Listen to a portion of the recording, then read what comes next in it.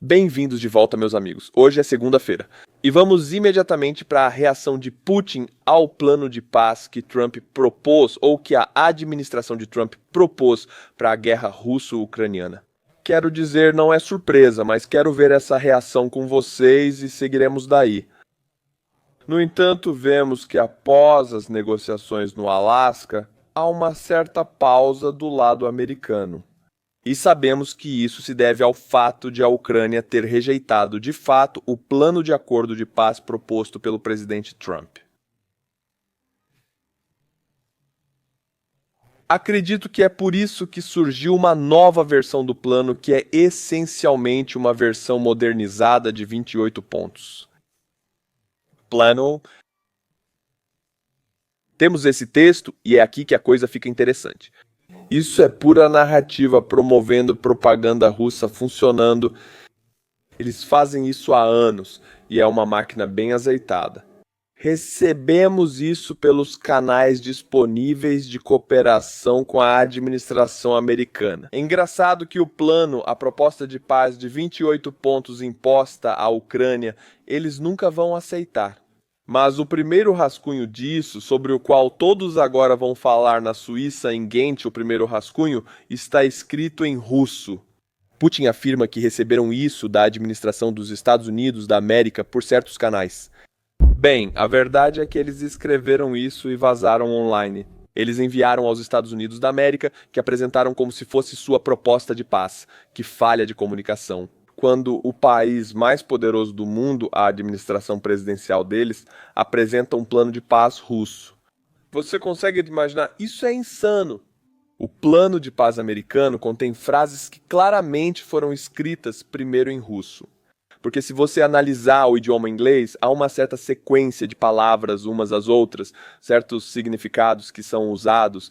Existem palavras e significados que poderiam ser usados, mas não são, sendo comuns em outros idiomas como o russo.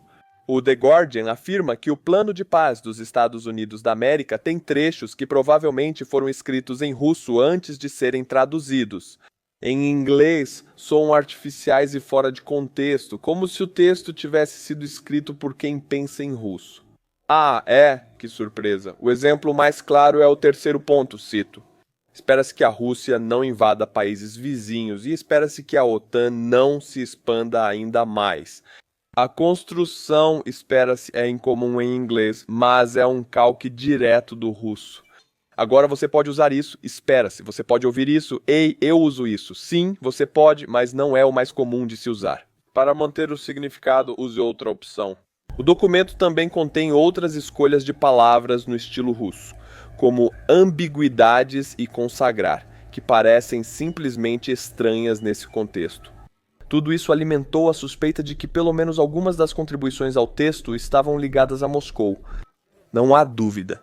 Esse plano de 28 pontos, se você analisar esses planos, esses pontos, refletem o que Putin exigia da Ucrânia há 4 anos. As exigências deles não mudaram. Por que os Estados Unidos apresentariam um plano de paz que reflete exatamente as exigências de Putin? Isso é coincidência? Acho que não. Agora, a União Europeia apresentou seu próprio plano de paz alternativo, que consiste em 24 pontos. Não vou ler todos, só os mais importantes. A Ucrânia pode entrar na OTAN se quiser, mas isso depende de uma votação da aliança. Na OTAN, todos os membros precisam aprovar a entrada de um novo país. Se um votar não, ele não entra. Não é tão simples entrar nem garantir que a Ucrânia vire membro da União Europeia.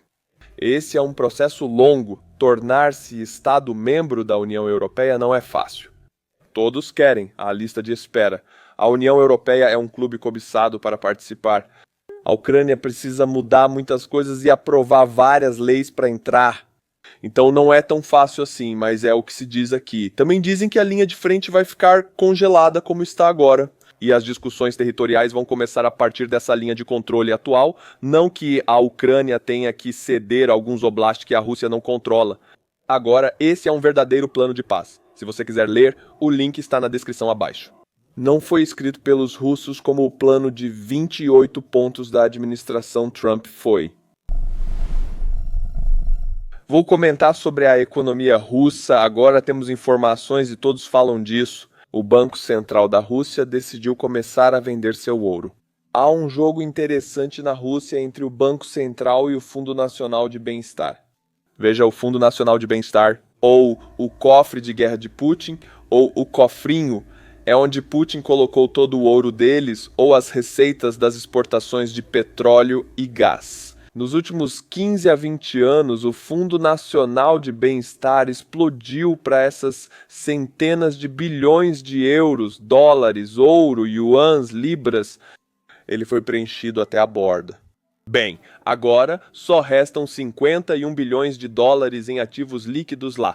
Mais da metade disso é ouro, a outra metade é yuan, a moeda chinesa. Agora, quando ouvimos que o Banco Central Russo começa a vender ouro, sabe o que isso significa? Eles sempre venderam ouro entre si, ou seja, o Fundo Nacional de Bem-Estar vendia ouro para o Banco Central e vice-versa. É como mover ouro do Banco Central para o Fundo de Bem-Estar. Ele está nas reservas de ouro da Rússia, pois o proprietário continua sendo a Rússia, seja o Fundo de Bem-Estar ou o Banco Central. Estamos falando do Banco Central Russo vendendo ouro fisicamente, não para o Fundo de Bem-Estar, mas para empresas e cidadãos russos, vendendo fora das reservas de ouro da Rússia para cobrir o grande déficit orçamentário. Isso ocorre enquanto os preços do ouro atingem recordes mundiais. Além disso, preciso lembrar que a Rússia está isolada do comércio internacional de ouro. Eles não podem vender para a União Europeia, Estados Unidos ou países que aderiram às sanções, mas agora podem vender internamente e há um grande interesse dentro da Rússia por ouro, porque o rublo está subindo e descendo, oscilando, e o povo russo, as empresas e os investidores, bem, eles não têm tanta confiança no rublo. Eles não podem comprar dólar ou euro, poderiam comprar yuan, mas o ouro é mais lucrativo. Eles querem comprar ouro, e é isso que o Banco Central está vendendo agora. Tudo isso é complicado, mas o principal é o seguinte, de forma simplificada. A Rússia tem um grande déficit orçamentário e o Banco Central, para cobrir esse déficit, agora está vendendo ouro não para o Fundo de Bem-Estar, e sim transferindo-o de um lugar para outro. Ainda permanecendo na reserva de ouro da Rússia, ou seja, vendendo esse ouro da reserva para empresas e cidadãos russos, o que reduz as reservas de ouro da Rússia. E isso também é um sintoma de um enorme déficit de dinheiro no orçamento do Banco Central Russo. Neste vídeo na tela, você pode ver como Putin foi recentemente informado sobre a queda de 2 trilhões de rublos nas receitas provenientes das matérias-primas. Isso é uma grande queda. Aqui no vídeo temos o Serviço Federal de Impostos, Danil Igorov, que provavelmente esqueceu que Putin não gosta de más notícias e ele realmente não gosta. Ele é conhecido por isso e todos querem lhe dar boas notícias. Danil diz que a área fora de matérias-primas cresceu 3 trilhões de rublos. Então, o orçamento parece estável, mas isso não é verdade. Mas acho que ele não quer cair da janela. E ele afirma que esse é praticamente o ponto sobre o qual todos os planos do orçamento russo de 2025 foram feitos. Porque, sabe, eles preveem o orçamento que escolhem, preveem quanto vão arrecadar em impostos e tudo mais. Quase tudo isso falhou. O plano fracassou na maioria dos principais impostos. O imposto sobre valor agregado foi de 1,223 trilhão de rublos e as taxas de importação e impostos extras, 328 bilhões de rublos. Esse é o valor que o plano calculou errado ou falhou. São quantias enormes de dinheiro. Eles simplesmente planejaram arrecadar, mas não conseguiram. No imposto sobre o lucro, faltaram 160 bilhões de rublos. No imposto de renda pessoal, 36 bilhões. E nas taxas de reciclagem, 888 bilhões. E agora estamos chegando ao final do ano. Eles sabem o que compraram, trouxeram e sabem quanto planejaram falsamente. Esse é o contraste. A situação está ruim, com grande déficit orçamentário. E por isso a venda de ouro, mas não é tudo. Não se trata apenas de vender ouro, mas também de não conseguir fazer os pagamentos, o que nos leva ao próximo tópico, que é um dos oblasts da Rússia. Yakutia está suspendendo completamente os pagamentos aos soldados da Operação Militar Especial ou a guerra na Ucrânia. Imagine saindo da Yakutia, que fica no extremo leste. É como uma das oblasts mais ao extremo leste, não a mais, mas está lá embaixo, lá no leste. Você é de lá. A área é muito pobre e enorme, com só 1 milhão de habitantes. É uma área do tamanho da Europa onde só 1 milhão de pessoas vivem. Então é vasto, é vazio. Faltam empregos e bons salários. Muitos entram na operação militar especial por dinheiro, mas acabam prejudicados. Eles assinam o contrato e vão para lá. Muitos morrem. As famílias aguardam o dinheiro enquanto eles seguem na linha de frente, checando as contas diariamente. Mesmo recebendo dinheiro, eles não enviam parte para casa. O ministro das Finanças de Yakutia, Ivan Alexeyev, informou que os pagamentos aos veteranos de combate na Ucrânia foram suspensos devido à falta de recursos orçamentários. Ele acrescentou que é impossível estimar antecipadamente quantas pessoas precisarão dos pagamentos. Ele disse: "Não sabemos quantas pessoas em Yakutia precisam desse dinheiro, mas não podemos mais pagar." Esta é a primeira oblast na Rússia a fazer isso por falta de dinheiro. Então você tem milhares, se não dezenas de milhares de pessoas de Yakutia lutando a guerra por Putin na Ucrânia. E você simplesmente não vai pagá-los porque não há com o que pagar. Essa é uma situação ruim, uma situação muito ruim. Soldados armados esperariam ser pagos, se eles não forem. Eles não têm o dinheiro, mas ainda têm armas e podem usá-las. Tem um assunto interessante e vários links e vídeos para assistirmos juntos. Ataques de drones na Rússia e na Ucrânia ocupada, na Crimeia. Começamos com a usina termoelétrica de Shatura, nos arredores de Moscou. Esta é uma das maiores usinas de energia do Oblast de Moscou. Ela tem capacidade de quase 1.600 megawatts. E vamos assistir a todos os vídeos porque tem muitos. A Ucrânia atacou em 23 de novembro, ou seja, ontem. E temos essas imagens lindas do ponto de incêndio. FP2 saque o drone mergulhando. Liberdade exportada para as subestações bem na frente da usina elétrica. As autoridades lá afirmam que todos os drones foram abatidos, mas eu vejo que ele foi abatido junto com a subestação. A subestação e o drone foram destruídos juntos.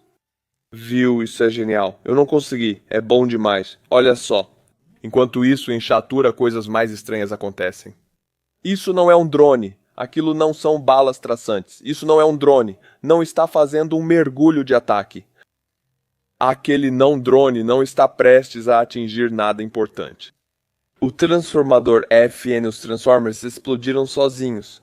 É isso que você vê das autoridades russas, nos sites das cidades ou semelhantes. Derrubamos tudo. Os destroços caíram nos transformadores da subestação. Eles explodiram com o fogo se espalhando, e de repente toda a usina parou por causa de alguns destroços. Mas vamos assistir aos vídeos também. Sim, mas outros russos locais estão filmando para a gente e fazendo efeitos sonoros. Assim eu e você podemos assistir a como a liberdade é exportada para as terras selvagens da Rússia. São palavras tão ruins que não posso traduzir, mas sempre comentam um de cada vez. Essas palavras super sujas, só de dizê-las. Eu não conseguiria dizê-las em inglês, soaria tão horrível. Mas eu sempre adoro os comentários. Nada mais é necessário, só palavras sujas uma por uma. Temos mais algumas fotos, vídeos da população local. Aqui você pode ver o tamanho real da usina. 1.600 megawatts para uma termoelétrica. É realmente enorme e parece ser. Claro, não foi destruída. Foram apenas 2 drones que atingiram as áreas da subestação. Mas o processo está prejudicado. Sabe, isso pega muito mal.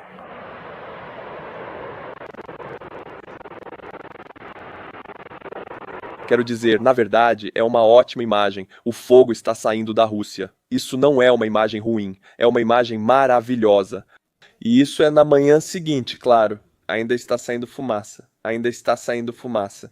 Esta é a área dos transformadores. Eles vão consertar em 1 ou 2 semanas. Mas muitos eletricistas e engenheiros que consertam isso estão na linha de frente. Então há um problema para consertar coisas assim. É um enorme monstro de uma usina termoelétrica. Caramba, ainda tem mais. Tenho muitos vídeos sobre isso. Temos os jovens locais russos. Esses caras jovens também estão aproveitando o clima e a paisagem. Usina termoelétrica em chamas. Saíram só para fumar. Uma manhã russa típica, como sempre. Sabe do que falo? Meu Deus, é um momento típico de Top Shop. Mas espere, tem mais porque realmente tem. Em Chatura, que é uma pequena cidade no Oblast de Moscou, nas proximidades de Moscou. Lá fica a usina de energia e alguns hotéis. E isso foi filmado por um dos hóspedes do hotel pela janela na noite do ataque à usina de energia. E eles veem isso. O que é isso, né? Um canhão antiaéreo soviético, Gil. Canhão duplo? Eu acho que está na traseira do caminhão. Aqui é uma equipe genérica de defesa aérea russa. Você está em um hotel bem perto de Moscou e é isso que você vê. Eles estão simplesmente atirando, disparando sem parar. Você pode ouvir o drone. Este é o seu.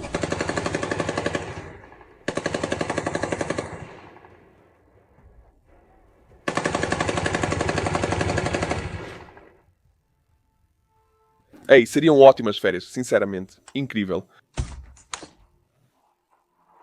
Você pode ouvir o drone. Agora, eles estão atirando em uma direção completamente diferente. Aliás, é sempre estranho ver essas equipes móveis russas de defesa aérea em áreas urbanas da cidade, atirando para todos os lados. Quero dizer, essas balas descem na mesma velocidade. Elas sobem e descem em uma trajetória balística. O que elas atingem como se fosse um tiro direto. Elas atravessam paredes, entram nos carros, atingem pessoas. Às vezes, quero dizer, elas quebram janelas. Essas balas caem em uma área urbanizada. Então, essencialmente, eles estão atirando na própria cidade, o que sempre me parece muito estranho. Na Ucrânia, há equipes parecidas, mas geralmente ficam a cerca de 10 quilômetros fora da cidade. São muitas. Há algumas dentro, mas geralmente ficam fora. Isso não acontece mais, por exemplo, vi em Moscou. Em cada região, há cerca de 15 quilômetros de área muito urbanizada. E eles estão atirando feito loucos em todas as direções com tipo 10 canhões.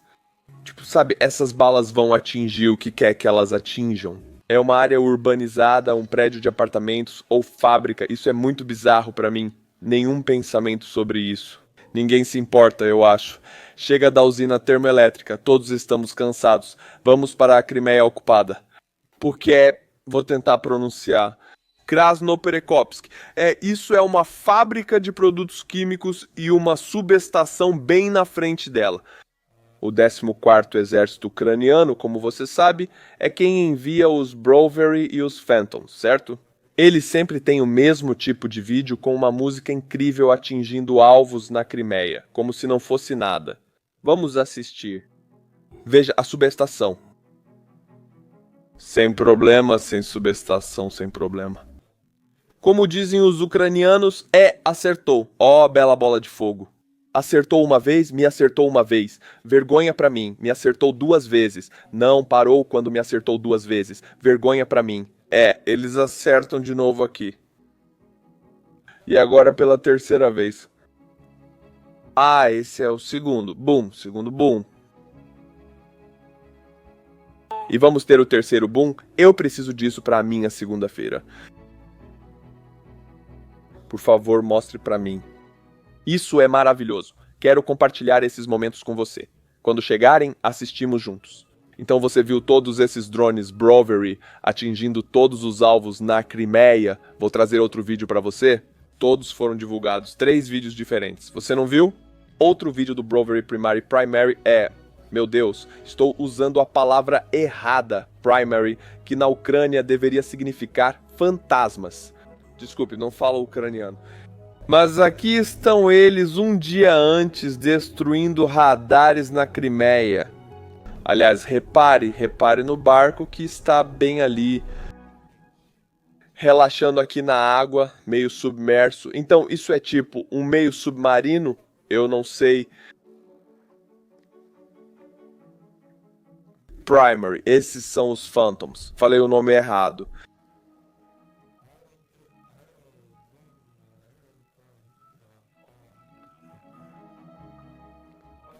Freedom exportou o radar de localização de sistemas 55Z6, o NEBA, o radar contra a bateria. Era para ser. Não deveria ser, né? Vai 5. Chore um rio pra mim. Chore um rio pra mim. Cara, daí tô destruindo todos os seus drones. Olha isso. Ei, nem vou fingir que sei que tipo de radar é esse. Você também não sabe. Mas é grande, parece caro, é estacionário. Eu acho. Não está em um caminhão. Então precisa ser destruído. Isso nós dois entendemos. Os pontos são S1. Bem, isso é óbvio. São tantos alvos, eles estão atacando semanalmente, eles lançam esses vídeos, cara. Isso é um KA-27, não é? O que escreveram? Helicóptero KA-27 no chão? Por que está aí? Vamos destruir. Bum. Sumiu. Liberdade exportada. Ótimos vídeos. Aliás, na Crimeia, esses 2 vídeos vieram da Crimeia. Nas 2 vezes, eles tentaram derrubar os drones, e nas 2 vezes, os locais de radar e a subestação que mencionei antes ficam perto de áreas urbanizadas. Você pode ver as luzes, o que significa que isso aqui é como um assentamento costeiro. E olha como eles estão derrubando os drones. Um fogo massivo indo em uma direção. Eu acho que são 5 ou 6 armas diferentes atirando nisso. Tem outra equipe aqui com os canhões duplos. Canhões antiaéreos soviéticos. Você não consegue ver onde o drone está. Obviamente, esse cara está atirando aleatoriamente lá porque não há refletores fortes o suficiente para localizar o drone. E olha só isso.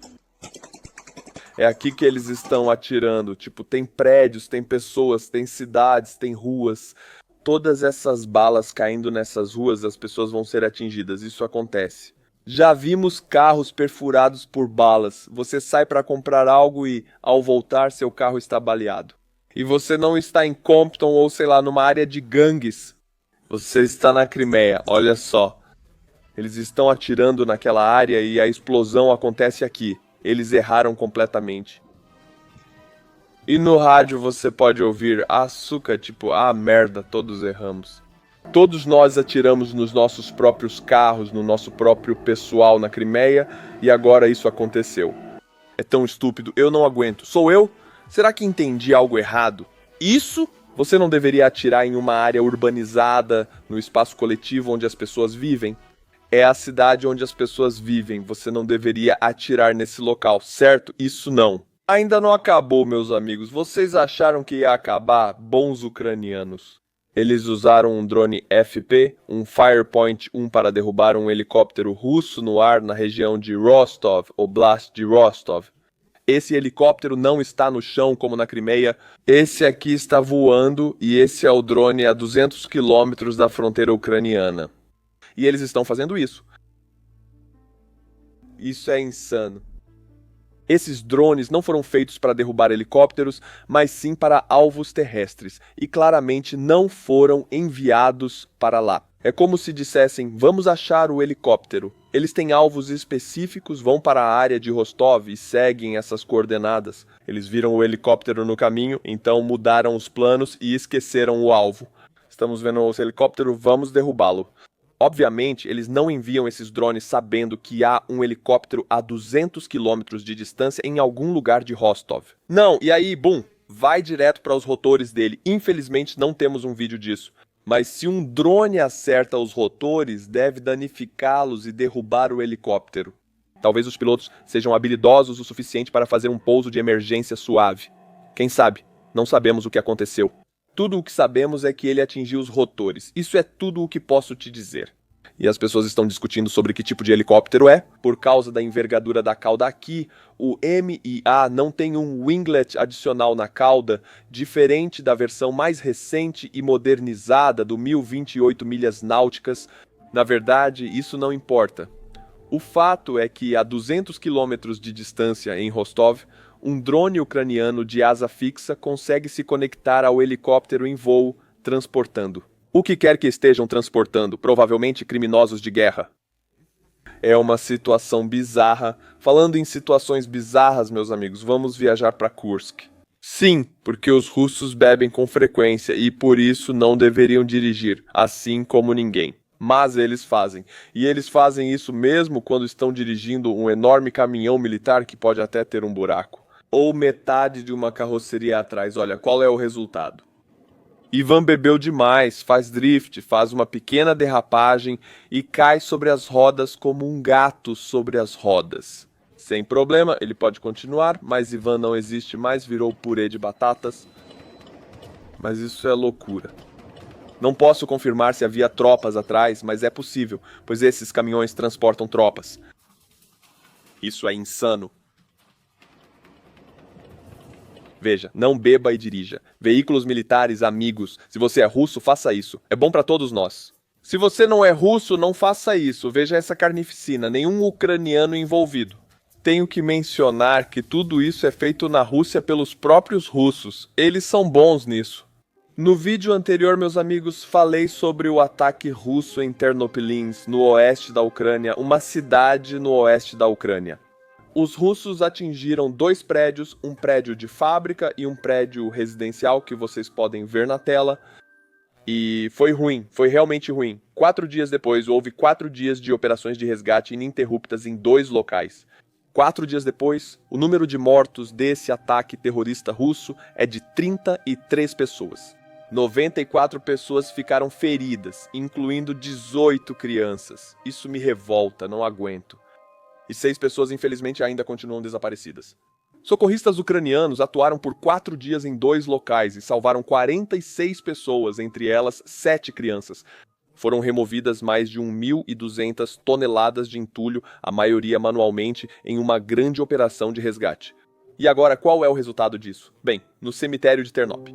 Temos cenas como esta, onde um pai embala um caixão, o caixão de uma criança, como se estivesse embalando uma criança para dormir. E eles estão colocando essas crianças para descansar, e há muitas dessas crianças. Isso nunca será esquecido e não ficará impune. Há milhões de ucranianos que testemunharam isso, e milhões de europeus, e em todo o mundo, milhões, dezenas, centenas de milhões de pessoas que veem isso. E eles não vão esquecer isso. Nós não vamos esquecer quem fez isso. Há um oficial que inseriu as coordenadas. Os ucranianos vão caçá-los e simplesmente eliminá-los. Vou te dar uma atualização rápida sobre Pokrovsk na linha de frente. A situação em Pokrovsk continua como estava há cerca de 2 semanas.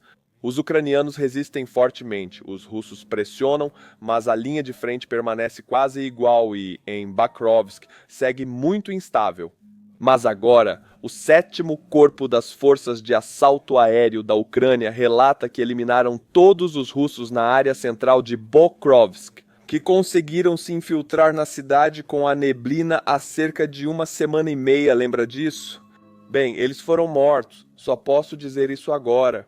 O 7º Corpo informa que as forças de defesa impedem o inimigo de avançar e realizam buscas para eliminar tropas russas em Bakrovsk. E nesta quinta-feira vou trazer para vocês um dos vídeos longos de batalha de como o exército ucraniano elimina esses infiltradores. Eles têm equipes móveis para buscar e destruir, é o que fazem. Nesta quinta-feira, fora da minha programação regular, trago um desses vídeos para vocês. Além disso, em Bakrovsk não vemos tanto assim. Quero dizer, esses drones FP-2 ponto de fogo geralmente vão e destroem subestações, silos de óleo, mas neste caso eles atacaram várias vezes. Uma torre industrial em Bakrovsk, onde foi relatado que essa torre está sendo controlada pelos russos e eles a estão usando para equipes de metralhadora e pilotos de drones. Obviamente, isso é de interesse dos ucranianos, então eles estão atacando pesado. 1, 2, temos 3 indo para a mesma torre, número 4. 5. Eles estão enviando 5 drones para a mesma torre, cada um causando uma explosão enorme. Seja o que estava lá dentro, não está mais. Se eram equipes de metralhadora ou pilotos de First Person View, agora dormem com os peixes. Agora, amigos, vocês devem se perguntar, quem são esses infiltradores em Pokrovsk?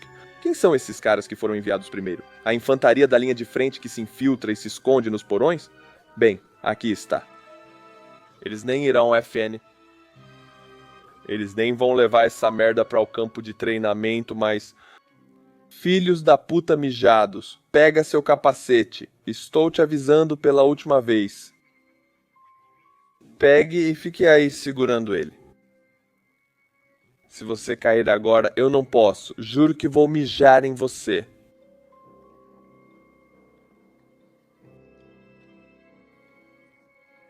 Por que você assinou o contrato? Eu, quem mais eu? Eles me enganaram. Eu não queria. O que você não queria? Não queria assinar. Então por que você assinou? Eles te batem? Eles te bateram? Eu estava bêbado? Tava bêbado, né, herói? Eles levaram? Eu assinei. Você está em grande encrenca? Por que assinou o contrato? Eu estava bêbado? Por que assinou o contrato? Por que você assinou? Achei que finalmente tinha parado de beber. Achei que você tinha parado de beber. Você parou mesmo? Então, por que você está agindo assim? Como um merda. Por quê? Vamos ajudar você? A gente vai te consertar. Você vai parar de beber, com certeza. Por que você está agindo como um idiota agora? Quando assinou o contrato sozinho, achou que isso era jardim de infância ou clínica de reabilitação? Eles iam te tratar como uma babá?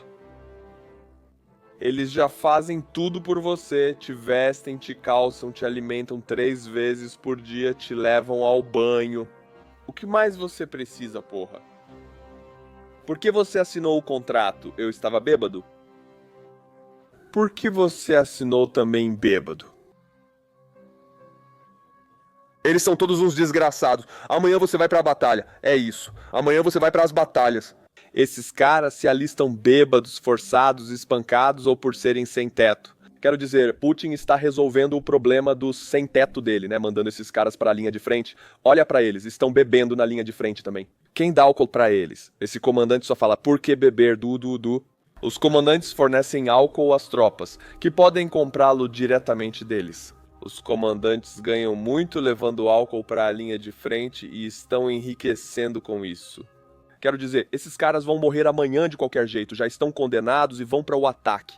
Mas eles têm dinheiro, então os comandantes pensam, se eu vender vodka para eles, esse dinheiro fica comigo. Para mim, então, é isso, é um esquema de extorsão, é só um esquema que funciona no exército russo. É assim que sempre funcionou, 200 anos atrás e agora, sempre foi assim. Então esse comandante aqui, fingindo que é moralmente superior, não bebendo, ele e pessoas como ele são os que dão vodka para esses caras e pegam o dinheiro. É tudo irônico e engraçado, sem lógica. Não tente entender, não faz sentido. Por hoje é só, amigos. Eu volto na quarta-feira. E na quinta, confiram, vamos acompanhar uma equipe ucraniana eliminando infiltrados russos na linha de frente. É sensacional. E na sexta também. Até lá, Slava Ucrânia e tchau.